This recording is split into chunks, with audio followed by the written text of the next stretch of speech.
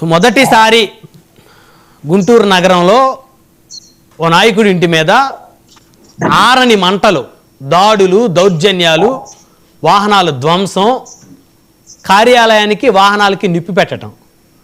So ప్రజాస్వామ్యబద్ధంగా చట్టబద్ధంగా ఆయన చేసిన వ్యాఖ్యల మీద చర్యలు తీసుకోవాల్సినటువంటి ప్రభుత్వం అంబటి రాంబాబు విషయంలో ఎందుకు ఈ విధంగా ఆయన మీద అంత దాడి జరుగుతున్నా మౌనంగా ఉంది అని అనే వాళ్ళకి ఏం చెప్తారు రజనీ గారు?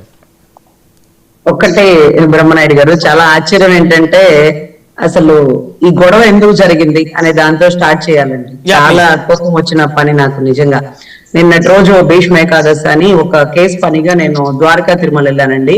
ఆ స్టేషన్ లో కేసు చూసుకొని తిరిగి వస్తుండగా ఎన్టీ రామారావు గారి విగ్రహం దగ్గర కట్టిన ఫ్లెక్సీ చూసి ఫస్ట్ నేను అనుకున్నాను, ఏదో ఒక గొడవ జరిగే వరకు వీళ్ళు ఇలాంటి ఫ్లెక్సీలు కడతానే ఉంటారు, ఎందుకు ప్రవోక్ చేస్తున్నారు గొడవలకి.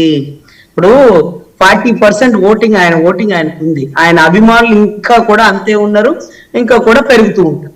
ఆ 40% ఓటింగ్ ని మీరు రెచ్చగొట్టడానికి కాకపోతే సిట్ సిబిఐకి సంబంధించిన కేసు జరుగుతున్నటువంటి కల్తీ లడ్డులు, దానికి సంబంధించిన ఫ్లెక్సీలు కట్టి ఏది నిజం ఏది పాపం అంటూ ఆయన ఫోటో పెట్టారు.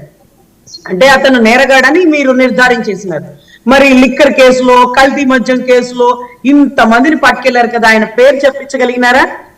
కనీసం ఆయన పేరు చెప్పించగలిగినారా? లేదు. ఆయన అరెస్ట్ చేస్తారా? అంత ఆలోచన వద్దులేండి.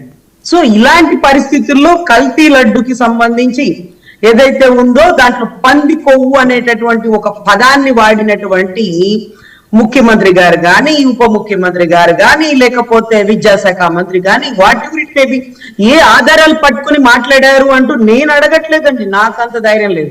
సుప్రీంకోర్టు వారు అడిగారు, మీరు ఆ మాదిరి మాట్లాడతారేంటి, అలా స్టేట్మెంట్ ఇవ్వచ్చా? ఇది మీ ఇంట్లో వండుకున్న కూర అనుకున్నారా? దేశ విదేశాల ప్రతిష్టను కాపాడేటటువంటి లడ్డు ప్రసాదంలో ఏది తప్పో ఏది ఒప్పో టెస్టులు చేసి నిర్ధారించకుండా హౌ యూ డిసైడెడ్? మీరు ఎలా చెప్పేస్తారు? ఇది రాష్ట్ర పరువుని దిగజారుస్తున్నారు, దేశ విదేశాల్లో తగ్గిస్తున్నారంటూ సుప్రీంకోర్టు చివాట్లు పెట్టిందండి అందరికీ కూడా.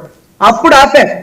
మళ్ళీ ఇప్పుడు చెప్పారు, ఓకే పందికోవు కలవలేదు, కల్తీ ఏదో జరిగింది, నెయ్యి బదులు నూనె వాడారు, అది కూడా పామాయిలో, ఇంకోటి ఇంకా కూడా డిసైడ్ అవునా?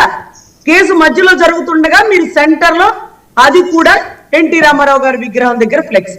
సార్ ఒక్కటి ఓపెన్ గా చెప్పుకోవాలి, గత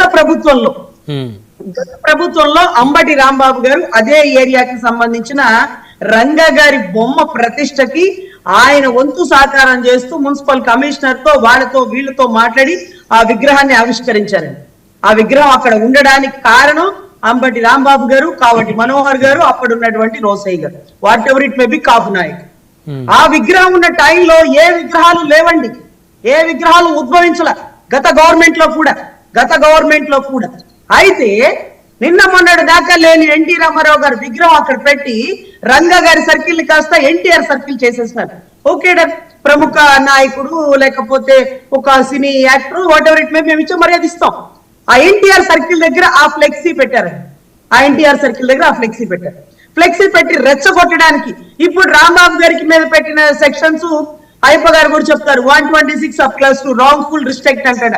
అంటే అటువైపు వెళ్ళకూడదట, అటువేమో అపస్మారక పరిస్థితుల్లోకి వెళ్ళిపోతారు. అటు వెళ్తే అదే మన నిర్మానుష ప్రదేశమా, అటు వెళ్ళకూడదట. ఆ కారణంతో అరెస్ట్ చేసినారంట.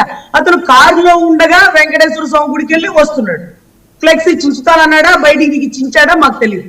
ఈ లోపే కార్ల మీద మహిళలతో సహా దాడులు చేసేసి కర్రలు చేతితో పట్టుకుని ఇటు ఎలా వస్తావు, అవును గోరెంట్లో వీళ్ళు కొనేసినారు, ఎన్టీ రామారావు సర్కిల్ రైన్ చేసుకున్నారు, ఎవరు రాకూడదు. మరి కారులో వచ్చిన వాడి మీద రాళ్లేసి దాడి చేసి అక్కడికి ఎస్ఐ గారు ఉన్నారు కదా, అతను తిరిగి దాడి చేసినట్టుగా పెట్టినటువంటి సెక్షన్స్. అతనంటే పబ్లిక్ సర్వెంట్ మీద దాడి చేసినటువంటి సెక్షన్ IPC 353 అండి, BNS 152 కట్టారు. అంటే ఒక్కటే చెప్తున్నాను సార్, గొడవకి ప్రవోక్ చేయడం ఎందుకు? ఎప్పుడూ లేనటువంటి కర్రల సంస్కృతి తెలుగుదేశంలో ఎందుకు వస్తుందో, అంత మాత్రం కర్రలు తీసుకొని మేము బయటికి వెళ్ళగలం, మేము తోపులు, మేము తురుములు అన్నప్పుడు పంచాయతీ ఎన్నికల్లో వచ్చి ఉండాల్సింది. కర్రలతో తలకాయలు పగలు కొట్టుకుని జాకెట్ లో ఉండే మహిళలకి సంబంధించిన కాగితాలు కూడా తీసుకుని రోడ్డు మీద పడేసినప్పుడు, ప్రభుత్వంలో మేము లేనప్పుడు వచ్చిన వాళ్ళు జనసేన వాళ్ళు పాపం. ఈ రోజు ప్రభుత్వం ఉందన్నా మీరు కర్రలు తీసుకుని ఎన్టీ రామారావు గారి విగ్రహం దగ్గర నుంచుంది. ఒక్కొక్కళ్ళు ఒక్కొక్క శాఖ చైర్మన్, వడ్రాను హరిబాబు ఉన్నాడు ఏ శాఖ చైర్మన్, డేగల ప్రభాకర్ గారు ఉన్నారు, లేకపోతే పిల్లి మాణిక్యాలరావు ఉన్నారు, వీళ్ళందరూ ఒక్కొక్క శాఖల చైర్మన్లు అయ్యుండి మీ కర్రలు తీసుకుంటారా? తప్పు చేస్తే మీరు కేసులు కట్టండి, ఎత్తు లోపలేండి, ఇల్లు ముట్టడి చేస్తారా? మీరు తీసుకున్నాలండి ఇమీడియట్ గా అక్కడికక్కడ అరెస్ట్ చేసుకుని మీరు అదే నల్లపాటి కేసులోకి వెళ్ళిపోయి ఉండొచ్చు కదా. ఇల్లు ముట్టడి చేయాలా? అతను అరెస్ట్ చేయాలనుకుంటే మీరు గోరెంట్లలోనే ఆపేసి మీరు జీప్ ఎక్కించుకొని తీసుకెళ్లిపోయి ఉండాల్సింది. కర్రలతో మీరు ఇప్పుడు ధ్వంసం చేసినటువంటి కార్లు, ఇళ్ల మీద దాడులు దేనికి? అంటే ప్రభుత్వంలో మేము ఉన్నామంటే ఏమైనా చేసేస్తారా? లాండ్ ఆర్డర్కి విరుద్ధం కదా. అతను మాట్లాడింది ముమ్మాటికి తప్పే. దానికి మనం అడగకుండానే సిగ్గుతో క్షమాపణ చెప్తున్నాను. నా వయసుకు తగ్గ మాట అది కాదు, నా పరిధి దాటి మాట్లాడాను. కానీ చుట్టుపక్కల వాళ్ళు కార్ల మీద రాళ్ళేసి బూతులు తిడుతుంటే తట్టుకోలేక నేను అన్న మాటకి నేనే క్షమాపణ చెప్తున్నా, మీరు అడగకుండా అని చెప్పేశారు. మళ్ళీ వీళ్ళు ఎందుకు ఇల్లు ముట్టడి చేశారు? క్షమాపణ చెప్పకపోతే కదా మనం అడగాలి. ఆయన చెప్పేసినాడు కదా, మీడియాను పిలిపించి ఆయనే చెప్పాడు అన్న మాటకి. అది కూడా మీరు రెచ్చగొడితే అన్నారని మళ్ళీ ఇప్పుడు ఎందుకు ముట్టడి చేస్తున్నారు? ఏం చెప్పాలి మీకు క్షమాపణ? అప్పుడు చెప్పింది కాక మళ్ళీ ఇంకోసారి చెప్పాలా? లేకపోతే చంద్రబాబు గారి ఇంటికి వెళ్ళి చెప్పాలా? తప్పు జరిగింది, క్షమాపణ చెప్పానక కర్రలు తీసుకుని రోడ్ల మీదకి వచ్చే సంస్కృతి ఎప్పుడు నేర్చుకున్నారు? ఇది తప్పు కదా. దీని మీద కదా కేసు కట్టాలా? ఫస్ట్ మీరు కదా రాళ్ళేసింది కార్ల మీదకి, మీరు కదా బూతులు తిట్టింది, తర్వాత కదా బయటకు వచ్చి ఆయన ఒక్క మాట మాట్లాడాడు. వాళ్ళ వర్గం ఏమన్నా కర్రలు తీసుకొని వచ్చారా? కత్తులు తీసుకొని వచ్చారా? కొత్త విష సంస్కృతి అలవాటు చేయకండి. పుసిక్కిన ప్రభుత్వం మారింది అనుకోండి, మనం కర్రలతో వచ్చాం, వాళ్ళు కత్తులతో వస్తారు. మనం రోడ్ల మీద నడిపించాం, వాళ్ళు రోడ్ల మీద తన్ను కూడా తీసుకుపోతారు. అరే లాండ్ ఆర్డర్ ని మీరు బ్రీచ్ చేసి పడేస్తారేంటి? మీరు నాయకులు అయితే ఊరికి ఎక్కువ. చట్టం దృష్టిలో అందరూ సమానమే కదా. పెట్టాల్సిన సెక్షన్లు పెట్టాలి, తీసుకువెళ్ళవలసిన పోలీసులు మాత్రమే తీసుకువెళ్ళాలి. కర్రలు కూడా పోలీసుల చేతుల్లోనే ఉండాలి. ఏ సాధారణ పౌరుడి చేతుల్లో కర్ర ఉన్నా సరే అది కేసే. ఆ మాదిరిగా మీరు ఎన్టీ రామారావు గారి విగ్రహం దగ్గర కర్రలు పట్టుకుని ఉంచిన ప్రతి ఒక్కడి మీద కేసు కట్టాలి. మీరు పెంచుకోండి, బందోబస్తు విజయవాడ నుంచి తెప్పించుకోండి, పోలీసులు పెట్టుకోండి. మీరు కర్రలు పట్టుకున్నారేంటి? అది లాండ్ ఆర్డర్ కి విరుద్ధం సార్. యాజ్ అన్ అడ్వకేట్ గా నా ఓపెన్ స్టేట్మెంట్, దీనికి నా పార్టీలకి ఎటువంటి సంబంధం లేదు. రజనీ గారు, అంబటి రాంబాబు గారిని అరెస్ట్ చేసిన తర్వాత ఆయన వాహనాలని ఆయన కార్యాలయానికి నిప్పు పెట్టారు. సో అది ఎవరు పెట్టుంటారు అనుకోవాలి రజనీ గారు? సార్, మంగళగిరి పార్టీ కార్యాలయం ధ్వంసం చేసినప్పుడు ఒక్కడు బయటికి రాలేదు సార్. ఒక్కడు బయటికి రాలేదు. అదేంటో మాకు ఆశ్చర్యం వేసింది. అదే మా పార్టీ కార్యాలయం రేకుల షెడ్డు ఒక్కడన్నా రాయిసేసి ఉండాలి, మేమేంటో చూపించుండేవాళ్ళు. మేము ప్రభుత్వంలో లేకపోయినా మా నాయకుడిని అరెస్టు చేస్తారన్న అనుమానంతో వెళ్లి కుప్పలు తెప్పలుగా కదిలొచ్చిన జనం కుంభ వర్షం. మా కేసులంటే భయం లేదు, లేకపోతే గొడవలంటే భయం లేదు. కానీ ఏది తప్పు ఏది ఒప్పు? అరే అరెస్ట్ చేశాక నీ బలాలు ఇప్పుడు చూపిస్తున్నారా? అరెస్ట్ చేశాక లాండ్ ఆర్డర్ చేతిలో తీసేసుకున్నారు కదా పోలీసు వాళ్ళు, పాపం లోపలికి తీసుకెళ్లిపోయారు కదా, అరెస్ట్ అయిపోయారు కదా. ఇప్పుడు నిప్పు పెట్టిన ప్రతి ఒక్కరి మీద కేసు కడతారా? నల్లపాడి పిఎస్ వారు కర్రలు పట్టుకున్న ప్రతి ఒక్క చైర్మన్ల మీద కేసులు కట్టి లోపలేస్తారా? మీరు కట్టకపోతే రేపటి నుంచి అందరూ అదే కర్రలు పట్టుకుని తిరుగుతారు. అదేంటండి వాళ్ళని మీరు రెచ్చగొడుతున్నారు? అవును, మరి మీ వాళ్ళు కర్రలు పట్టుకున్నప్పుడు మీరేం చేస్తున్నారు? తప్పు కదా. ఇప్పుడు సాధారణ పౌరుడు కర్రలు కట్టుకుని తీసుకెళ్తాడు, వాడి మీద కేసులు కట్టినా మేము ఊరుకోం. తప్పది. మీరు అసలు ఆస్తి నష్టాన్ని ఇలా చెయ్యడం. గతంలో వల్లభనేని వంశీ గారు మాట్లాడారు, కొడాలి నాని గారు అబ్బా ఆయన మాటలు అయితేనా. ఆయన అసలు చంద్రబాబు గారిని చాలా ముచ్చటపడి తిడుతుంటాడేమో, నాకైతే తెలియదు. అదేంటో ఒక సావాస గారి తిట్టినట్టు, ఒక ఫ్రెండ్ తిట్టినట్టు, బహుమతి తిట్టుకున్నట్టు తిడతాడు ఆయన. మరి ఆయన ఇంటి మీద ఎవరు ముట్టడి చేయలేదే? వల్లభనేని వంశీ గారి ఇంటి మీద ఎప్పుడు ముట్టడి చేసినారు?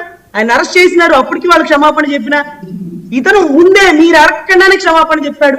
పరిధి దాటి మాట్లాడాను చంద్రబాబు గారిని, వయసుకు మించిన మాట అది కాదు, నా వయసుకు తగ్గ మాట అది కాదు. అదే ఒక 30 ఏళ్ళోడు కోపంలో అన్నాడంటే వేరే విషయం. నేను పెద్ద వయసు వాళ్ళవాడిని, నేను అలా అని ఉండకూడదు, కానీ స్లిప్ అయ్యాను, అనుకోకుండా వచ్చింది, క్షమాపణ చెప్తున్నాను అన్నాక వీళ్ళు ఏం ఎక్స్పెక్ట్ చేస్తున్నారు? అంటే మేము ప్రభుత్వంలో ఉన్నాం, మా ప్రతాపం ఇదేనా చూపించడానికి? ఒక్కొక్కడి మీద కర్ర పట్టుకున్న ప్రతి ఒక్కడి మీద కేసు వేయాల్సిందే. వేసినారు రాంబాబు గారిని. ఏమంటే ఆ మాట మాట్లాడడం తప్పు, ఆ తండ్రి సమానం ఏంటంటే చంద్రబాబు గారిని అలా అని ఉండకూడదు. ఆయన అంటాడు, మేము అంటాం, తప్పనే అంటాం. మరి వాళ్ళు చేసింది ఒప్ప? కర్రలు పట్టుకున్న ప్రతి ఒక్కడు వీరుడా? గతంలో ఎందుకు కర్రలు పట్టుకుని పంచాయతీ ఎన్నికల్లో బయటకు తీసుకొచ్చి ఓట్లు వేయించుకోలేకపోయారు? ఎందుకు నిలబడలేకపోయారు? ఈ రోజు కర్రలు పట్టుకుని బయటకు వచ్చేస్తారా? సభ్య సమాజానికి మీరేం మెసేజ్ ఇస్తున్నారు? లాండ్ ఆర్డర్ ప్రభుత్వం ఉంటే మేము ఉన్నట్ట, ప్రభుత్వం లేకపోతే మీరు లేనట్ట. ప్రభుత్వం ఉన్నా లేకపోయినా పోరాడిన వాళ్ళు జన సైనికులు సార్. మరి వాళ్ళు ఇప్పుడు ఉన్నారో లేదో కూడా తెలియని పరిస్థితి. కర్రలు పట్టుకొని బయటకు వచ్చారు. అది కంట్రోల్ తప్పినట్టే సార్, ల్యాండ్ ఆర్డర్ విరుద్ధం. అరెస్ట్ అయ్యాక కూడా ఆస్తి నష్టం, ధ్వంసాలు